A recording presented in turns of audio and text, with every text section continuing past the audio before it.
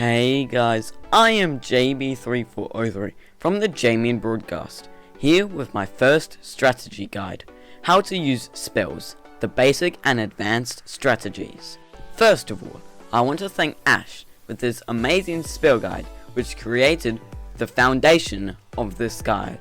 Spells are extremely important because they have the ability to give major elixir profits and allow you to finish off towers to get the win.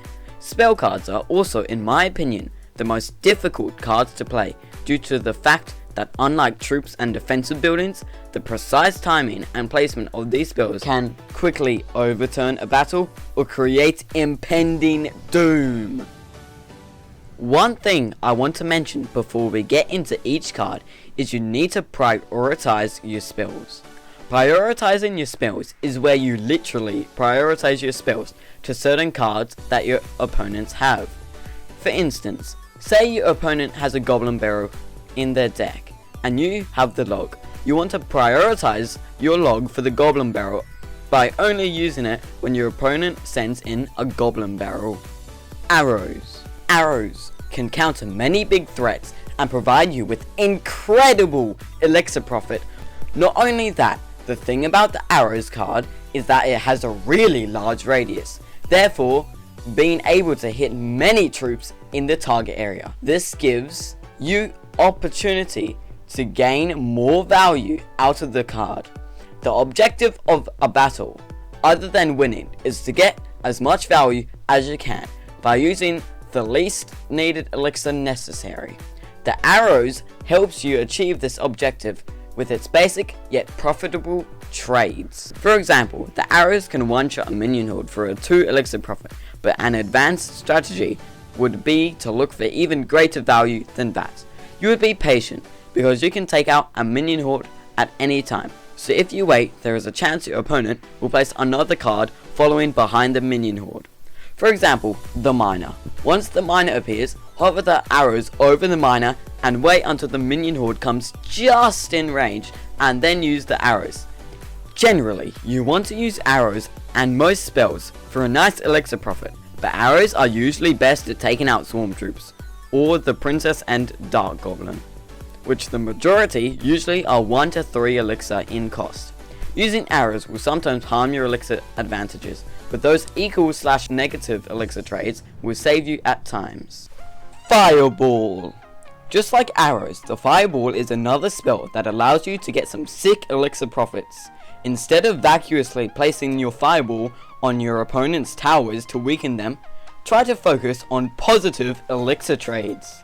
For example, if your opponent places barbarians behind their tower, wait until they're clumped up to send your fireball in. Doing this allows you to get a little extra chip damage on your opponent's towers and makes the barbarian's HP low enough to be taken out easily. But just like the example used before in the arrows, a smart player will wait until the very last second to launch a fireball, just in case another troop is played on the field by your opponent behind the barbarians. Doing this allows you to gain a massive positive elixir trade. Another option using the fireball is to deploy it on the buildings placed by your opponents. For example, spawners. Fireballing a single spawner or multiple while chipping away at the tower is a great way of using it. Lightning. The lightning is a powerful card as it can completely destroy some annoying decks to play against, but it also is quite versatile as it can stun any unit. The lightning spell targets up to 3 units with the highest HP at once. To effectively use this card to obtain value, your goal should be to use it on 3 enemy units that all die to the lightning, get severely weakened, or get reset by the stunning of the lightning, and to use less elixir than your opponent has. A use for the lightning spell is when you have a golem followed by a support unit, for example the musketeer, heading onto your opponent's side, and there is an inferno tower, wizard and mega minion. You want to wait until the inferno tower locks onto the golem for around 1 to 2 seconds, then use the lightning in a radius where all your opponent's troops are in it. So A, you reset the inferno tower so it doesn't obliterate your golem. B, you kill the troops, and C, it gives you a 7 elixir positive trade. Rocket. The rocket card is similar to the lightning spell, as they both cost 6 elixir to use, but the rocket card does significantly more damage. The main difference is that the rocket has a much smaller radius than the lightning spell. Due to this, the rocket is my personal favorite card, and by far one of the most skill-based cards in the game. You need to master ways in which you can utilize the rocket by timing the deployment and calculating speed of certain troops, have them clumped up or next to a tower, and at the same time blast them with a rocket. Preferably, when using the rocket, you want to spend an equal or tiny bit less elixir than your opponent has if you use it defensively. But when using offensively, you want to rocket a unit costing 4 or more elixir while chipping the tower. Another thing you can do with the rocket is be creative. Try to synergize cards with the rocket, such as the miner, mortar, and tornado. Remember, precision is key. Rage. Rage spell, coming in at 2 elixir, is one of the cheapest, yet one of the few ineffective spells. It increases the speed and damage of all your units in its radius. This card works best in beatdown decks, and is optimally used when you have a big push on your opponent's side. However, this card isn't the greatest for competitive play due to its poor capabilities at helping you out in certain situations where specific interactions need to take place. A use for the rage spell is in beatdown decks. For example, you have a huge golem push on your opponent's side. You rage your troops and all of a sudden, the tower is gone, due to the stat increase from the rage spell. However, this push can easily be shut down by a simple Inferno Tower and a few distraction troops. The rage spell is a card that can be only used in certain situations, otherwise it is easily metaphorically countered. Freeze. The freeze spell is one of the scariest spells. Your goal with the freeze is to freeze as many troops or buildings as you can within the 3-tower radius of it. For example, you have a Hog Rider going down your opponent's lane, and they place a mini P.E.K.K.A. to annihilate your bacon. You would wait until the very last second to deploy your bacon saver, freeze, because you want to use your Hog Rider to its fullest potential. Once you freeze the enemy troops, you can sit back and relax. When used on defense, you want to deploy the freeze spell on a big push from your opponent on your side. Then utilize another high DPS troop to take out the push, while you use less elixir than your opponent. Generally, you want to use the freeze spell when you have a greater elixir advantage than your opponent. Zap. The zap spell comes in at 2 elixir and briefly stuns units for 0.5 seconds. Due to the stun and low elixir cost, the zap spell is commonly found in zap bait and beatdown decks because it is a useful cycle card that can reset the Inferno's charge. The best way to use it is to utilize its stunning ability, to use it on swarm troops, or to stun units when you have a win condition going to/on the opponent's tower. For example, you have a balloon going towards your opponent's tower, and they have archers shooting at it. You can zap the archers and your opponent's tower, so your balloon will get maybe 1 extra shot off, which is huge. Another example is when you have a golden push, and your opponent places the Inferno Tower. To use it in this situation, wait until the Inferno Tower locks onto your golem, and then zap it while trying to get as many things in the radius of the zap. That way, you can keep your golem alive, as well as get as much value out of the 2 elixir zap. Mirror. The mirror is a very fun card, but let's be real, the mirror is awful in competitive play. One of the only ways to use the mirror is to create more pressure than your opponent can handle. This is why the mirror is usually used in spellbait decks, because the deck's priorities are to create pressure, and having the added pressure of the mirror can win you the game. Poison. The poison is a fun, well-rounded, and a versatile card. Its deadly toxin lingers around in the arena for 8 seconds, dealing 30 damage per tick.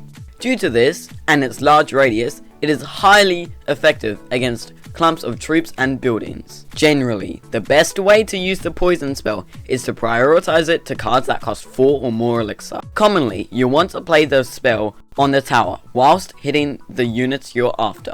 Also, the poison synergizes really well with cards like the Graveyard and Giant, as the poison spell prevents any swarm troops to be placed on those cards to counter it. For example, you place the Graveyard on your opponent's tower, and then you use a poison spell on it whilst still hitting the tower. This use of a poison spell prevents the swarm troops that are usually used to counter the Graveyard to be placed. If they did place their swarm troops a little before you placed your poison spell, don't worry, that's why the poison spell is there. With the poison spell, it is really easy to find profitable trades. Tornado.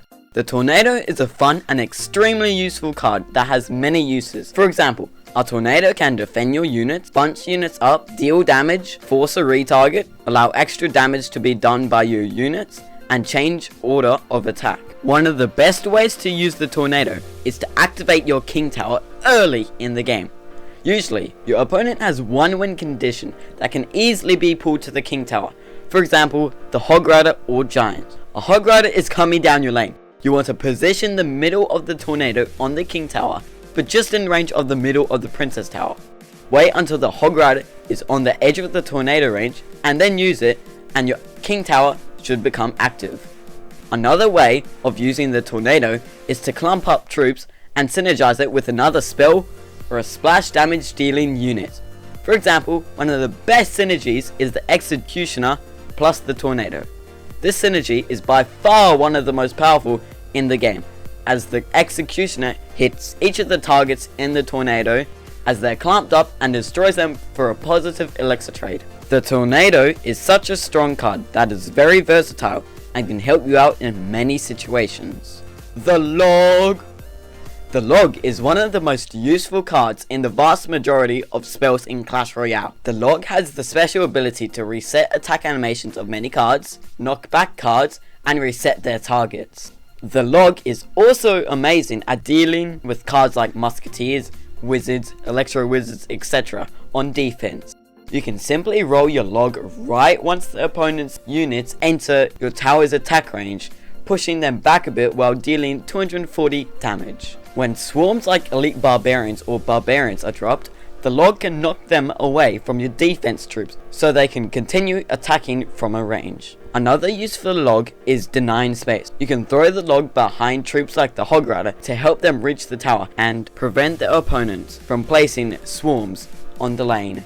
Clone. The clone spell is a weird and wacky spell that is nearly useless. One thing to always remember with it is that the original troops cloned will go to the left and the clone units will be pushed to the right.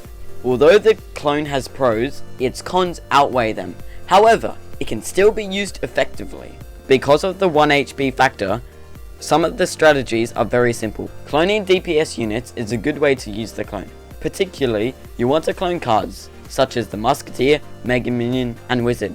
In particular, with troops that drop bombs upon death, or cards that burst into units will be especially dangerous. Another tactic is clone skipping.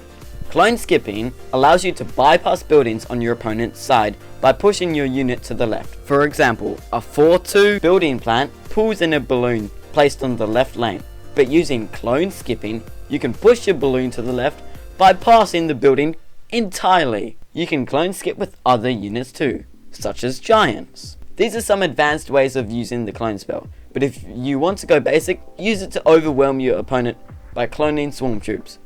Although it might work sometimes, that tactic is a high risk, high reward. Heal. The heal spell in my opinion is a fun, if not the most fun spell to play with. Although its ladder capabilities fall down due to overleveled cards, in challenges it's absolutely amazing. One of the best uses for the heal spell is to heal your support troops and glass cannons, especially when they were already damaged by troops or spells. One of the best examples for when to use the heal spell is when your opponent fireballs your 3 musketeers. Once your opponent does this, you can quickly heal your musketeers and wipe clean a tower with the support of spells. Typically, you want to bring your heal spell into control or beatdown decks, as the heal serves a purpose when your troops who are defending your opponent's units or in a big push are damaged, as they can be brung up to full HP, thus allowing tons more damage to be dealt. The heal spell works well when you have an elixir advantage, and just like the rocket, be creative and go wild. So guys, this has been the ultimate guide to all spells. I hope you enjoyed it, as it took a long time to make. Also, I have a question. What is the best spell in the game? Anyways guys, this is JB3403 signing off.